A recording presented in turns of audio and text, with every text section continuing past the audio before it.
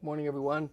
We're approaching the end of the week at City Hall. As I do each week, I'd like to review with you some of the things that have gone on, as well as talk about some of the things that you can expect in the week to come.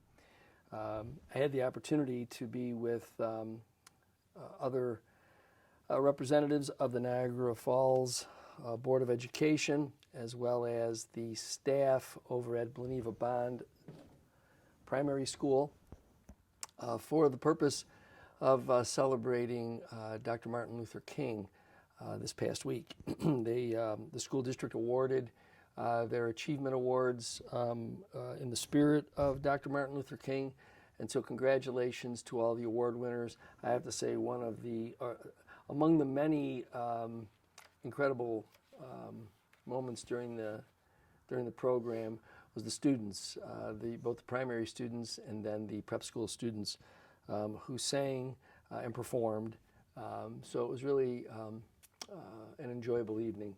And congratulations again to the award recipients.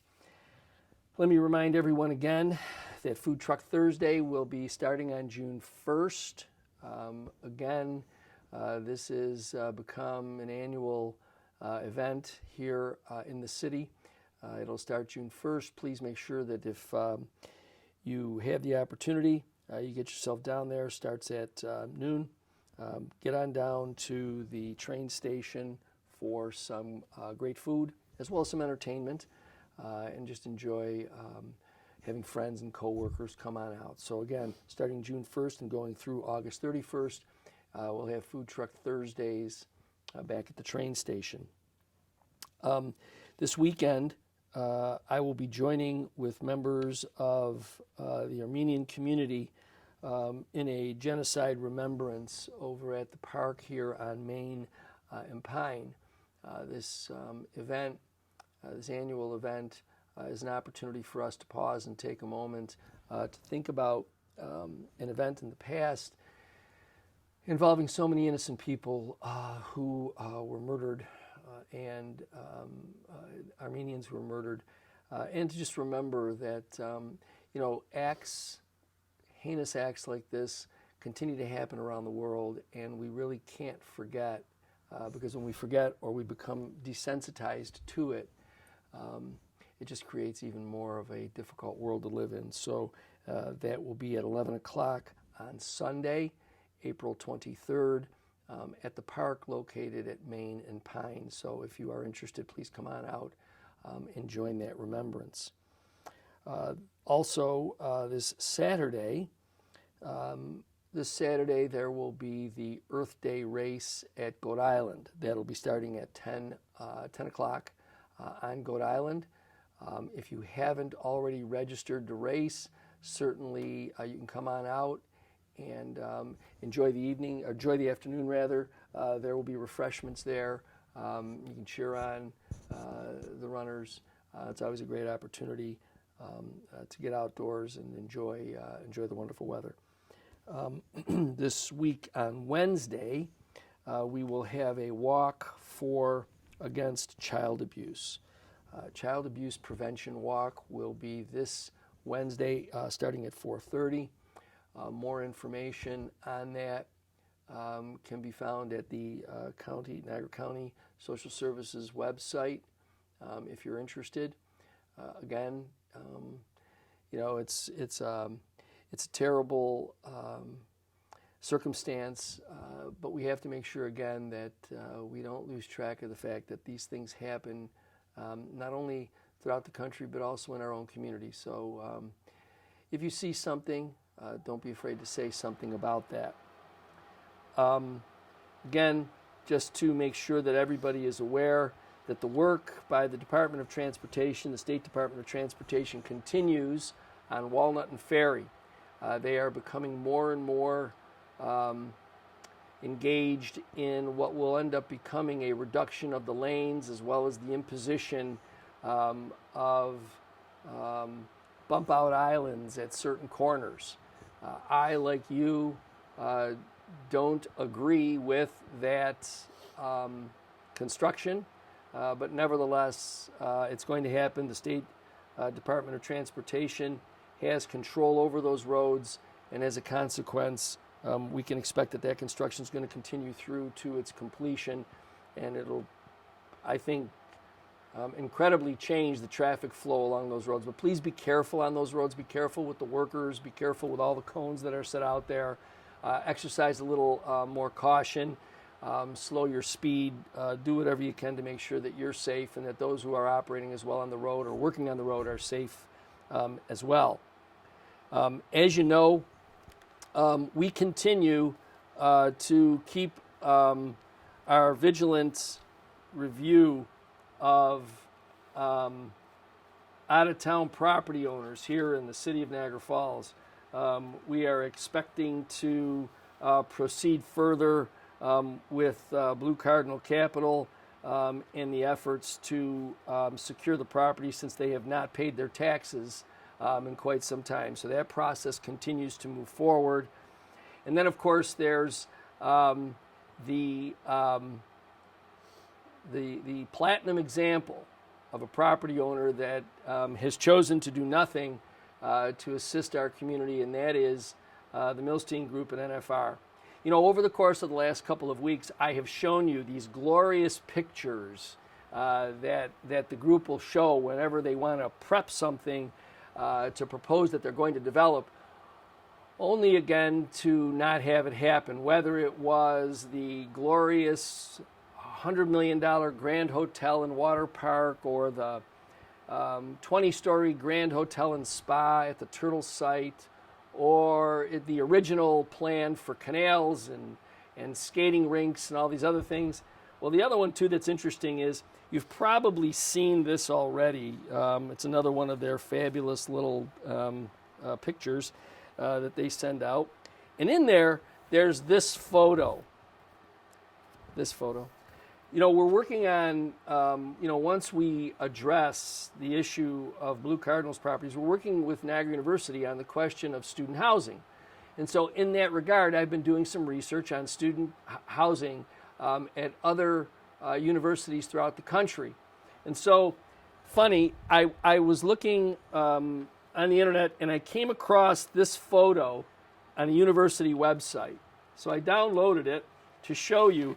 It seems remarkably similar to the photo that they're using to describe, NFR is using to describe the campus at this other fabulous non-existent development.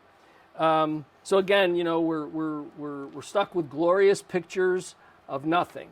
And what's more amazing than anything is that whether you are a fan or not a fan of casinos, and whether or not you agree with the compact and the development of the Seneca Nation, this map, which I have right over my left shoulder, this map shows the area that is the Seneca Nation has territory here.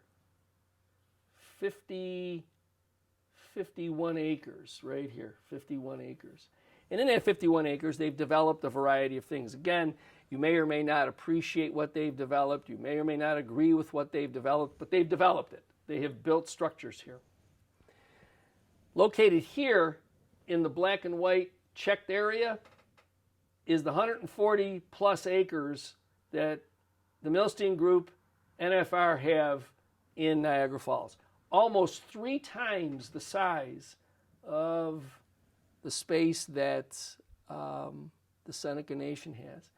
And while the Seneca Nation, again, you may or may not agree with the development that the Seneca Nation has engaged in, but at least they've developed. Here, we have almost 3 times the size in property, and nothing has been developed. Nothing. And by the way, the Seneca Nation has had this property for, I think it's 20 years now. And again, you may or may not agree with what they've put here, but they've developed it. These people have had this property for over 25 years, and they've done nothing. Again, nothing. A lot of beautiful pictures, and some of the pictures have actually, I think, been sort of lifted off of someplace else just to make it look good. Remember, this was from a university website, just incredible. And then what's even more amazing is that when you start looking at the property where they've done nothing, you start taking a look at the way they've left the properties that they own. These are some of the properties that they own there. Just remarkable examples of how they really don't care about the other property owners that are in the area. Look at that. Here's one that shows the actual, are you able to get this? It actually shows the foundation deteriorating. I mean, it's amazing. I look, there's a hole there. This is the way they have left their properties. Now, these are some pretty amazing structures. Had these structures been placed in the hands of an individual who perhaps wanted to build additional housing, look at these beautiful structures that have been left to simply deteriorate and rot. This is what the Milstein Group and NFR do in our community. This is the way they treat our property, our city, and properties that they have in the city. Here's an interesting photo to look at. You can see it in these two photos. You can see that they've mounded dirt along the foundation in an effort to secure the foundation from collapsing. It's just amazing. They've placed plywood along the edge of the home and then put this dirt up against it to sort of, in their minds, I guess, secure it. You know, the photos speak for themselves in terms of what they do. You know, the amazing thing, again, and I just want to see if I could find the one photo, because what's really troubling is that there are homeowners that continue to live in that area. You can see, look at the roof on this one.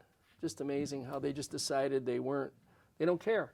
They simply don't care. And because they don't care, it seems that they don't mind if, and it's also kind of a little bit of a game where, yeah, these are the properties that they own. Look at that. Look at that structure. They run the property, their property values. They run the property values of the entire area down to nothing, so they can then apply for tax reductions. And as I've indicated, they have deprived the community of over $2 million in property tax over the course of the last decade. In school taxes, a little over $1 million. And this was the photo I was hoping to show you. You know, I showed you this a little earlier. The structure next to it is an individual who they own their home, and they're doing their best to try and maintain their home. And in fact, there's a ramp area in front of this house. And yet, this is what those folks have to live next to, because NFR really doesn't care. The Milstein Group is not interested in doing anything with the properties except letting them stay vacant, boarded up, and left to deteriorate into conditions like this. So we anticipate our ability to be vigilant with these properties. Holding any and all property owners accountable for the deplorable condition of their properties. It's just interesting that the group tries to express themselves as people interested in or having the best interest of this community, this city, as their focus. A picture tells us, paints a different picture, right? A different, 1,000 words, as they say, right? So they can say what they want, in the end, there's two things to remember. One, they've done nothing with regard to the properties that they own. They have almost 3 times the size and location as the Seneca Nation. They've done nothing, nothing, in roughly the same amount of time, a little longer, than the Seneca Nation has had with regard to the footprint that they have downtown. So we'll continue to hold these out-of-town property owners accountable. It's one of the things that I think most residents would expect of local government, and so you can be confident that we're going to continue to do that. Again, we're expecting, another roller coaster with regard to the weather. The temperature will it's supposed to increase a little bit over the next couple of days. The weather might be a little bit spotty in terms of rain on and off. So if you're out and about, please be careful. Make sure that you, again, dress for the conditions. I know that I certainly am as well, we're all waiting for that steady warm weather that we had last weekend. Last weekend was glorious.